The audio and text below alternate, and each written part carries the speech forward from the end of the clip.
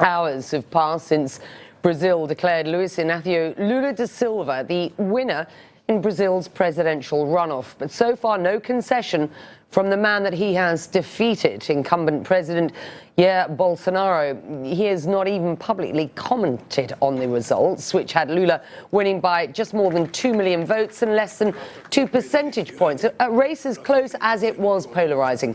Well, some of the defeated president's supporters aren't accepting the results, at least not yet. Dozens of truck drivers, for example, who have backed him, burned tires and blocked several major arteries and highways throughout the country. They say Lula's victory was too close and they are waiting to hear from Mr. Bolsonaro. Well, a runoff victory marks a major comeback for Lula after he spent a year and a half in prison on corruption charges that were later annulled. He'll retake the reins of a deeply divided nation struggling with problems related to poverty, to the pandemic, and to the environment. Here's more now from CNN's Paula Newton. Supporters partied like it was 2003, the last time Luiz Inácio Lula da Silva was swept into power and promised to transform Brazil for a new century.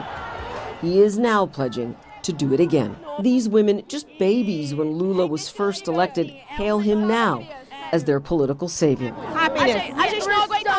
So happy. So happy. We couldn't take any more Bolsonaro. We can dream again. Lula cemented an improbable political comeback destined now for the history books. He walked out of prison less than 3 years ago, appealing corruption convictions. After they were thrown out, he mounted a campaign to defeat conservative populist Jair Bolsonaro. I consider myself a person who's been resurrected in Brazilian politics because they tried to bury me alive, and I'm here. A gratified Lula pledged Brazil is back for its citizens and the world. From January 1st, 2023, I will govern for 215 million Brazilians, and not just those who voted for me. They are not two Brazils. We are one country, one people, one great nation.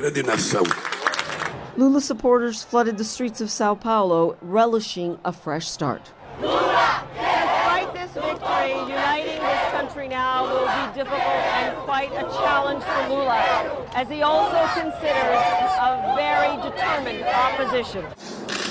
Bolsonaro did not formally concede on election night. The last time Brazilians saw their president was when he voted.